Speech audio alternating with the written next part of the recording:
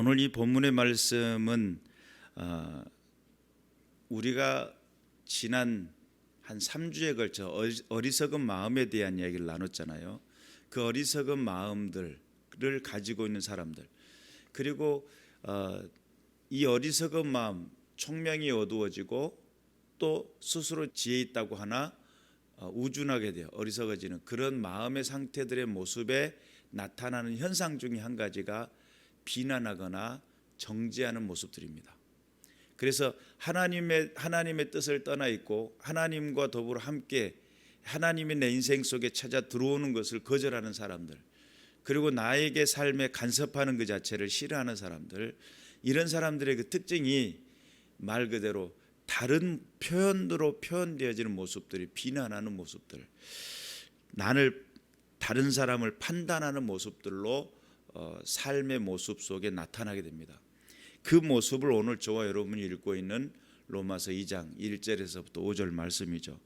그래서 건강한 신앙자들은, 하나님 안에서 건강한 신앙자들은 남을 나보다 더 낮게 여기는 은혜를 가지고 있어요. 긍휼히 여기는 마음을 가지고 있고, 건강하다라고 하는 것은 하나님의 은혜가 내 마음속에 흐르고 내 마음속에 평강이 찾아온 상태예요. 그래서 세상이 알지 못한 참된 평강이 내 마음을 주장하고 내 삶을 주장하기 때문에 이 마음속에서 내 안에 주장되어지는 것들이 쏟아져 나오겠죠. 내 육체가 아프면 무슨 소리가 나올 확률이 많아요? 아이고 감사합니다, 이 소리가 나올까요? 아이고 죽겠네가 나올까요? 아픈 소리가 나오겠죠. 비명의 소리, 또한 신음의 소리, 고통의 소리, 힘든 소리.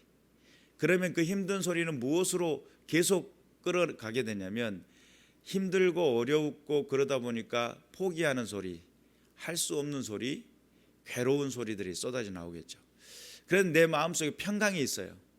육체의 아픔과는 상관없이 내 마음속에 예수 그리스도 안에서 흐르는 은혜의 강이 있고, 주의 말씀을 생각하면 막 감격이 일어나고, 하나님과 나와 동행한다는 그 생각만 가져도 심장이 벌렁거리고, 우리 주님이 나를 만나주시고 축복하시는 그 은혜를 생각하면 이루 말할 수 없는 놀라운 은혜가 있는 사람에게는 입술로 외쳐지는 말이 뭐가 나오겠어요? 감사가 나오고 행복한 소리가 나오고, 상대방을 봤을 때 판단하거나 정죄하거나 너는 왜 눈이 그렇게 쫓가나니 그러고 있으면서 자기 눈은 어때요? 쪽 찢어져 있죠. 단촉거리만한 눈을 보면서 나는 저 정도는 아니지, 그런데 거울 보면 똑같잖아요. 단촉거리만한 눈은 나는 저 정도는 아니잖아 했는데 보니까, 거울을 보니까 더 영락 없는 거죠. 그러니까 우리가 알아야 될 게 있어요. 판단과 정죄라고 하는 것은 일그러진 영혼의 상태 때문에 나타나는 현상들이에요. 판단과 정죄가 쏟아져 나오는 것은 하나님으로부터 공급이, 은혜의 공급, 평강의 공급, 기쁨의 소리가 내 안에서 차고 들어 넘쳐나면 판단과 정죄하는 소리가 멈춰져요. 그리고 뭐가 나올까요?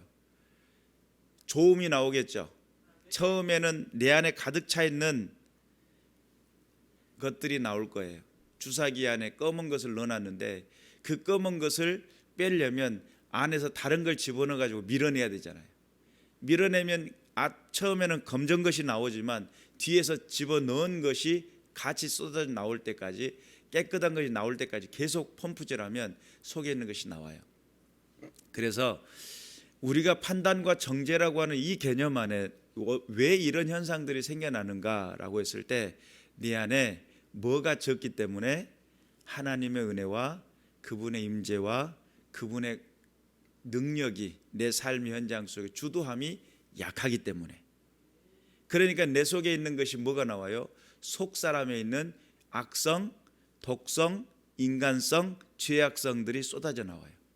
그러니까 그 쏟아져 나오는 현상 중에 한 모습이 판단과 정죄라는 거예요. 판단하는 거예요. 저 사람은 왜 단촉거리만 하냐? 나는 와 있어서 단촉거리만 한데 저 사람은, 그러면서 자꾸 그 판단과 비교하고 정죄하고 판단하고, 이게 이제 판단이라고 하는 이 단어 안에 구별하다, 결정하다, 언도하다, 벌하다, 비난하다, 판결하다, 이런 것들이 들어있어요. 그런데 야고보서에서는 뭐라고 이야기하냐면, 내 이웃을 판단하는 너는 누구냐? 입법자가 있고 그 안에서 하나님께서 모든 절차 가운데 오직 판단하시는 분은 누구냐면 하나님밖에 없어요. 그런데 우리가 스스로 판단자가 돼 있어요. 언도를 하는 거예요. 저렇게 단촉거리만한 눈은 세상을 넓게 못 볼 거야. 이렇게 스스로가 정해놓은 규칙이 그를 이미 결정 안에 테두리 안에 두어버려요. 그리고 그 정죄라고 하는 이 단어 속에는 선고하다, 저주하다라고 하는 뜻이 들어있어요. 말 그대로 비난하고 이것이 비난 자체가 어떤 판결로 연결되어지면 그것이 제한하는 거거든요. 그 사람의 인생을 딱 제한해 둬버려요. 그 상태가 저주하는 모습이에요. 정죄하는 모습. 그러니까 어렸을 때 또는 주변 어르신 이 빌어먹을 놈들아 이렇게 이야기할 때 그러면 그 말은 그 인생을 뭘로 만들어요? 빌어먹을 놈으로 만드는 거예요. 그러니까 우리의 삶의 현장 속에서 내가 외치고 이야기하는 이 말들이 스스로 나의 올무가 돼요. 오늘 그 말씀을 성경이 하고 있는 겁니다. 천천히 읽어볼게요. 들어보셔요.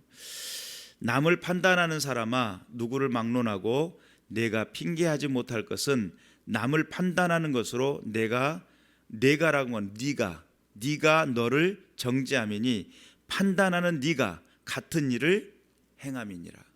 다시 말해 상대를 판단하고 정죄하고 있는 사람은 결국 그 일들을 같은 일을 하고 있는 거예요. 누가요? 자기 자신이. 이런 일을 행하는 자에게 하나님이 심판이 진리대로 되는 줄 우리가 아노라. 바울은 무엇을 알았냐면 그것을 너무 정확히 보았어요. 이 세상 구조가 판단과 정죄로서 이어져가는 세상이에요. 구조가.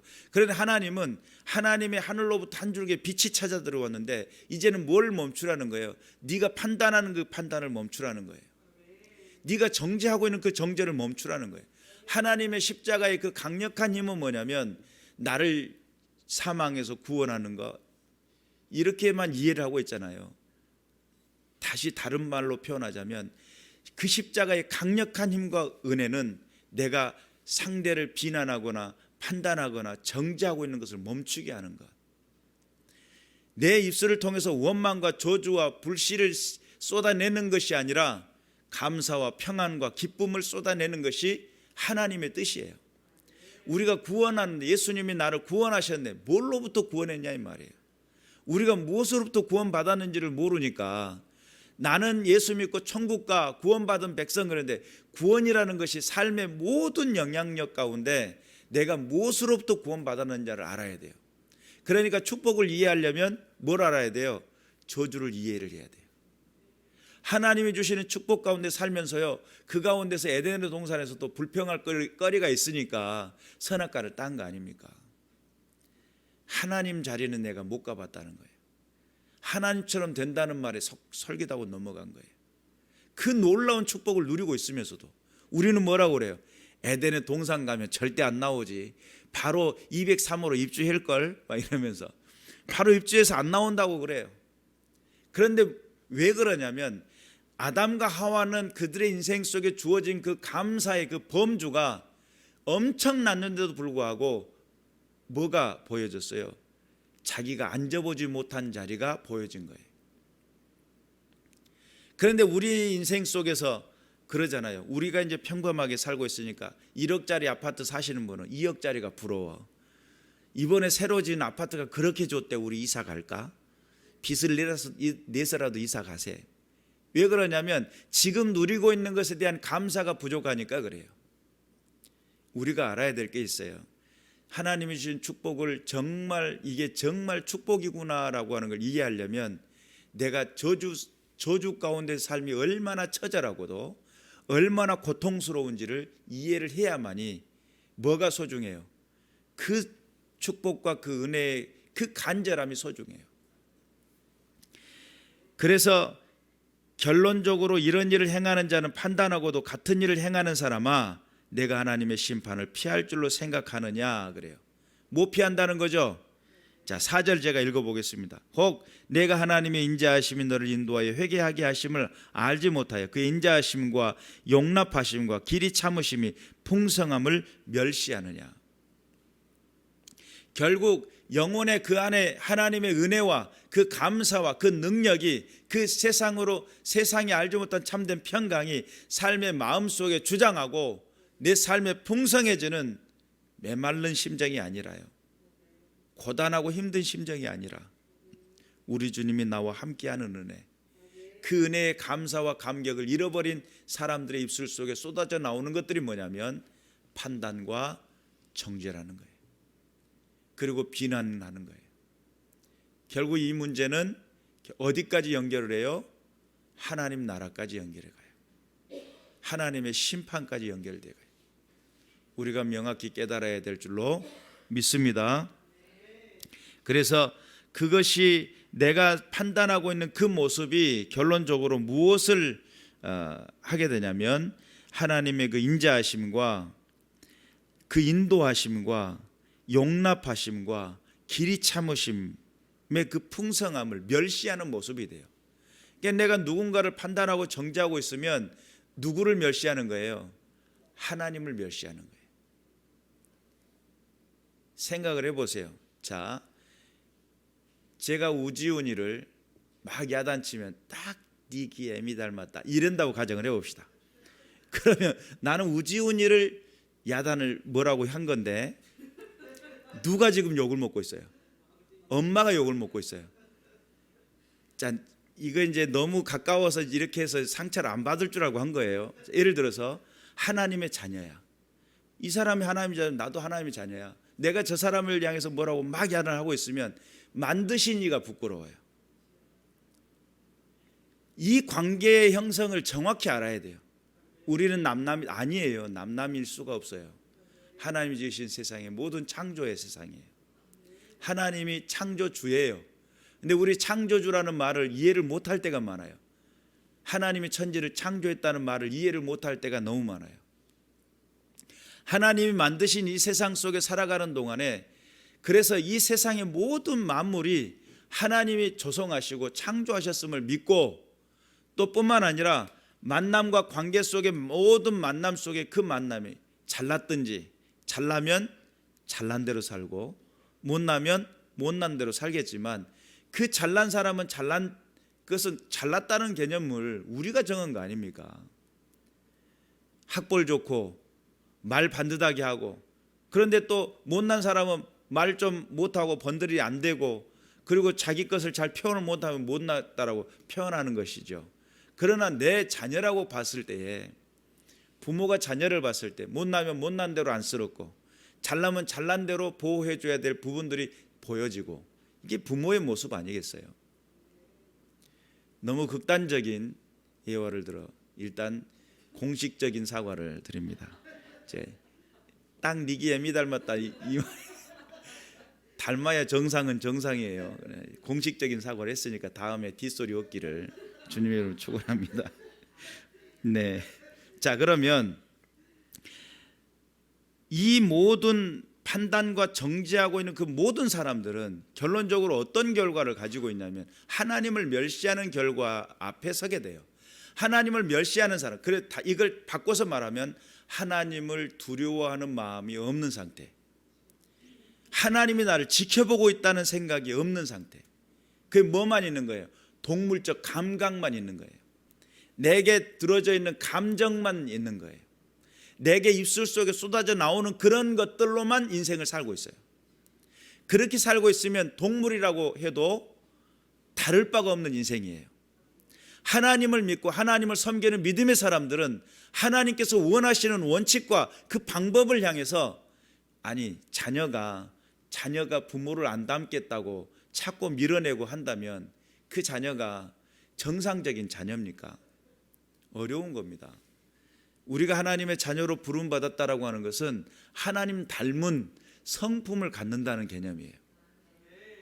하나님 닮은 성품이 없고 판단과 정죄하기를 일삼는다고 하는 것은 판단과 정죄는 마귀가 하는 거예요. 악한 영 어둠의 권세가 기뻐하는 겁니다. 여러분이 판단과 정죄하고 있잖아요. 마귀가 옆에서 작두를 타고 있어요. 얼쑤 잘한다 그러면서 작두 탄단 말이에요. 우리가 이런 부분들을 잘 모르면 판단과 정죄를 계속하겠죠. 그리고 비난하겠죠.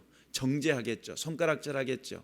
그리고 그런 것들을 하면서 그것이 곧 저주임을 몰라요. 나는 저주를 해본 적이 없어 라고 하는데 그게 저주인 줄 몰라. 그 저주가 결국은 누구를 삼켜요? 나를 삼키고 있어요. 오늘 본문이 그런 말씀이에요. 남을 판단하는 것으로 네가 너를 정죄함이니. 결국은 그 판단하는 것이 나를 정죄하는 거예요. 5절에 보니까 다만 내 고집과 회개하지 아니하는 마음을 따라 진노의 날 곧 하나님의 의로우신 심판이 나타나는 그날에 이 말 진노를 내게 쌓는도다. 결론적으로 그 판단과 정죄는 뭘 준비하는 거예요? 오늘 또 내가 판단과 정죄하려면 10번을 했으면 10대를 준비하고 있는 거예요. 그러면 365일 10대씩 곱해봐요. 엄청난 숫자예요. 누구를 만나면 판단과 정죄하고 비난하고 손가락질했던 것들이 결론적으로 내 인생 속에 저주가 되어 내 삶을 좀먹고 있는 것이 아니라 나를 삼키고 있다는 사실을 모를 때가 너무 많아요. 그것이 멈춰져야 뭐가 일어나요? 하나님을 믿는 믿음이 진정한 믿음들이 일어나요. 그것이 멈춰지지 않으면 결론적으로 우리의 신앙 가운데 하나님의 영광을 위해 산다.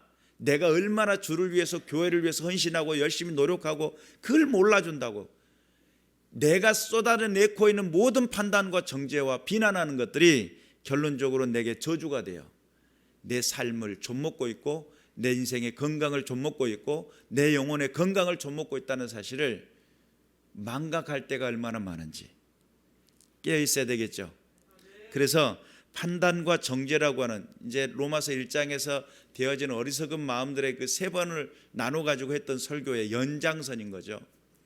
그리고 하나님을 알되 하나님으로 영화롭게도 아니하고 감사치도 아니했던 그 마음, 하나님을 마음에 두기를 싫어했던 그 모든 그 상태, 이 상태들의 현상이 나타나는 모습이 판단과 정죄와 비난이라는 거예요. 그런데 결론적으로 그 심판, 하나님의 심판은 무엇을 통해서 이루어지는가라고 했을 때 판단과 정죄와 비난하는 그 모든 것들이 내게 하나님의 심판을 쌓고 있다라고 하는 것, 그것이 오늘 성경의 이야기예요. 사실은요, 이 이야기를 들으면 깜짝하고 놀라야 돼요. 아, 내가 벌받을 수밖에 없는 이유가 거기 있구나. 내 인생 속에 이렇게 힘들고 어려운 일들이 일어나는 이유가 여기 있구나. 내가 지금 무엇을 심었는지 알겠구나. 내가 평안을 심었다면 평안의 열매를 먹을 것이고, 내가 저주를 심었다면 저주의 열매를 먹을 것이고, 내가 기쁨을 심었다면 기쁨의 열매를 먹겠지만, 내가 정죄와 비난을 심었다면 결론적으로 그것은 하나님 앞에 심판의 진노의 날에 임박할, 그래서 고집과 회개하지 아니하는 그 마음을 따라 진노의 날에, 하나님의 심판의 날에 그것이 정죄받는, 하나님의 심판받는 이유가 된다는 거예요. 하나님을 믿으십니까? 하나님이 여러분 인생 속에 선하신 모습, 평강의 모습, 기쁨의 모습으로 정말 반가운 모습으로 여러분을 반겨주기를 원하십니까? 아니면 내 너를 오늘 기다렸다, 회초리 들고 나오시면서 농디에 개나리 묶음 12개를 꺼내오너라, 내가 오늘 너를 위해 내가 회초리 춤을 추겠다, 이러고 기다리고 계시겠냐 이 말이에요. 어떤 분을, 어떤 하나님을 기대하십니까? 하나님은 내게 인자를 베푸시고 은혜를 베푸시기를 원해요. 그런데 내 입술 속에 외쳐지는 것들은 누군가의 허물을 보고 있고, 누군가를 향해 비난하고 있고, 누군가를 잡아 뜯어야 되는 그런 상황이라고 한다면, 그 고집과 회개하지 않은 그 마음을 따라 진노의 날에 하나님의 진노가 임한다는 사실, 두려워해야 합니다. 여러분, 내가 예를 들어 큰 수술을 앞에 두고 병원을 간다고 가정을 해봅시다. 의사가 들고 있는 칼이 무섭고, 의사가 들고 있는 주사가 무섭고, 이게 무서운 게 아니에요. 실은 내가 어떤 커다란 문제에 봉착해 있는 그 문제, 그 핵심이 뭐냐는 것을 먼저 알아야 돼요. 병원에 가서 수술을 한다 하더라도 원인을 제공하고 있는 그 원인을 제거하는 것이 목적이 되겠죠. 그것을 모르고 있는 의사는 딴 데다 대고 해버릴 수도 있어요. 그 의료 사고가 얼마나 많잖아요. 근데 우리가 명확히 알아야 될 것은 하나님 안에서 내 인생 속에 신앙이라는 개념 아래 내가 무엇을 절제해내고 무엇을 걸러내야 되며 내 영혼이 건강해지기 위해서 내가 어떤 결단이 필요한가, 이것이 명확히 알아져야죠. 그래서 그것을 꺼내내버려야 내 삶이 건강해질 것인데, 내 영혼이 건강해질 것인데, 내 신앙이 건강해질 것인데, 내 만남과 관계가 건강해질 것인데, 내 건강을 악화시키는 게 도대체 뭐냐라고 하는 부분을 볼 줄 아는 영안이 열리시기를 주님의 이름으로 축원합니다. 이것이 정말 하나님께서 이 바울 목사님을 통해 이렇게 정확하게 기록해 놓지 않았다면 몰랐을 거예요. 판단과 정죄가 얼마나 크나큰 하나님 앞에 벌을 받는 이유인지를 몰랐을 거예요. 예수님께서도 그런 이야기를 합니다. 마태복음 7장 1절부터 5절 말씀인데, 비판을 받지 아니하려거든 비판하지 말라. 너희가 비판받는 그 비판으로 너희가 비판을 받을 것이요 너희가 헤아리는 그 헤아림으로 너희가 헤아림을 받을 것이니라. 어째 형제의 눈 속에 있는 티는 보고 내 눈 속에 있는 들보는 깨닫지 못하느냐. 보라, 내 눈 속에 들보가 있는데 어째 형제에게 말하기를 나로 내 눈 속에 있는 티를 빼게 하라 하겠느냐. 외식하는 자여, 먼저 내 눈 속에 있는 들보를 빼라. 그 후에야 밝히 보고 형제의 눈 속에 티를 빼리라. 하나님 앞에 내 자신이 바로 설 수 있는 믿음의 사람이 될 수 있도록 깨어 있으시길 바랍니다. 우리 인생은 사람인지라 완벽하지가 않습니다. 누구에게든 다 허물이 있고 누구에게든 잘못된 선택이 있을 수 있습니다. 그런데 모두 다 그래요. 다윗도 그랬었으니까 잘못된 선택이 있었어요. 그런데 왜 하나님은 다윗을 내 마음에 합한 자라고 이야기를 했었을까요? 왜 다윗을 보면서 합했다고 이야기하고 사울을 보면서 내가 그를 버렸다고 이야기를 했을까요? 고집입니다. 고집. 버리지 않는 고집. 다윗은 자기 죄를 깨달았을 때 신속하게 돌이키는 마음이 있었어요. 그것을 내려놓고 죄라는 것을 인식하는 순간 모든 걸 내려놓고 하나님 앞에 주의 영을 내게서 거두지 마옵소서. 하나님, 나를 떠나는 것을 나 원치 않습니다. 내가 하나님 안에서 벗어나는 것도 원치 않습니다. 왜요? 벗어나서 처절하게 망해 죽는 사울을 먼저 보았기 때문에 그래요. 그렇기 때문에 다윗의 인생 속에 하나님 앞에서만큼은 어린아이와 같이 속옷이 벗어진지도 모르고 춤을 췄던 사람이에요. 하나님 안에서 떠나면 나는 죽는다라고 하는 분명한 결론이 있던 사람이에요. 그러면 사울에게 있어서 인생 속에 왜 그는 다윗만큼 그렇게 크나큰 죄는 안 저질렀어요? 살인도 또 이웃의 아내 빼앗는 것도 안 했단 말이에요. 그런데 왜 버려졌는가? 그가 가지고 있었던 건 고집이에요. 자기 자신이 변화되는 게 두려웠어요. 다른 사람이 나를 어떻게 볼까, 이게 두려웠어요. 손가락질 받는 것 자체가 두려웠어요.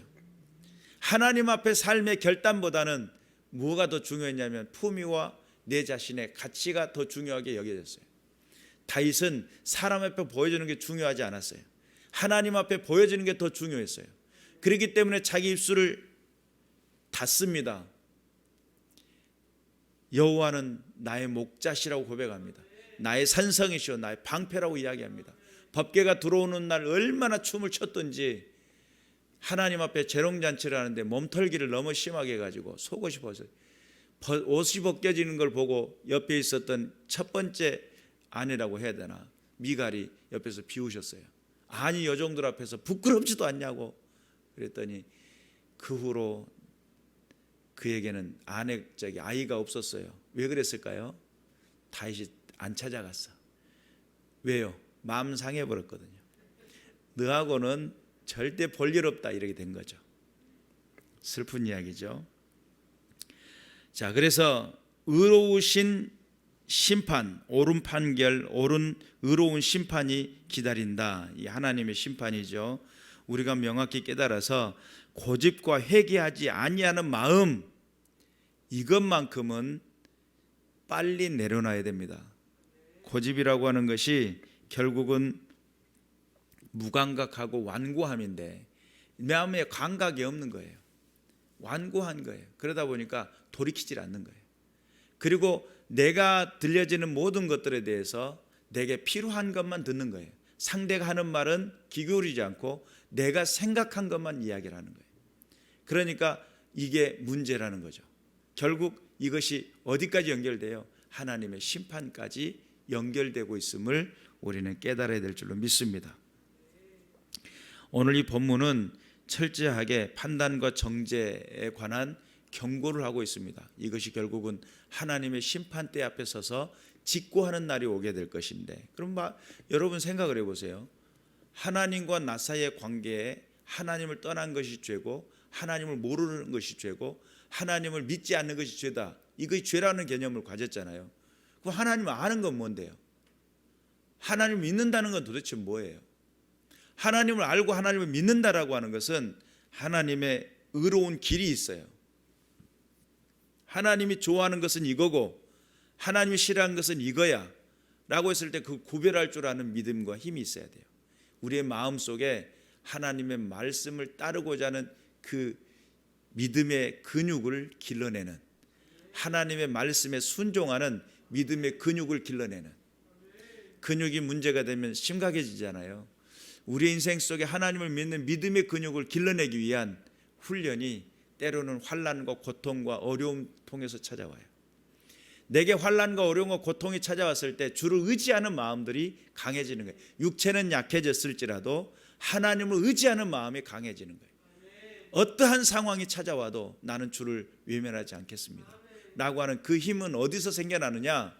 우리가 여러 가지 많은 환난과 역경을 겪으면서 거기에서 길러내는 거예요. 그래서 우리의 인내는, 연단은 인내를, 이런 말씀 들어보셨죠? 연단받고 인내가 생겨나는 거예요. 그 인내는 결국은 믿음이라는 이름으로 해석이 됩니다. 믿기 때문에 인내하는 거죠. 하나님의 뜻이 거기 있다고 믿기 때문에 인내하는 거예요. 내가 막 이야기하고 싶은데 하나님께서 원치 않으니까 미제 잡고 채우고 하고 있는 것이, 그것이 믿음이에요. 우리의 인생 속에 하나님께서 내게 원하시고 기뻐하시는 뜻이 어디 있는지를 분별하는 믿음의 군사들 되시길 바라고, 어두워져가는 이 세대 속에 정말 세상 가운데 많은 사람들 가운데 당신은 정말 하나님의 사람이군요. 당신은 하나님을 섬기는 사람이군요. 정말 하나님 안에서 살고자 애쓰고 노력하는 믿음의 사람이군요 라고 하는 그런 주변의 많은 사람들로 하여금 이야기를 듣는, 그럼 그것이 사람들에게 칭찬이게 되겠죠. 하나님의 기쁨이 되고 사람들에게 칭찬이 되는, 로마서에서 이야기하는 그런 은혜의 사람들 되시길 바라고, 정말 주님께 영광을 돌려드리는 이 마지막 시대 때에 세상 사람들이 다 판단과 정죄하고 비난한다 할지라도 우리는 뭐 할 줄 알아야 돼요? 하나님 살아계시더라. 감사의 조건을 먼저 찾는, 행복의 조건을 먼저 찾는, 하나님의 임재와 그 동행함을 먼저 찾는, 하나님의 살아계심을 나타내고 증명하는 믿음의 군사들 되시기를 주님의 이름으로 축원합니다. 기도하겠습니다.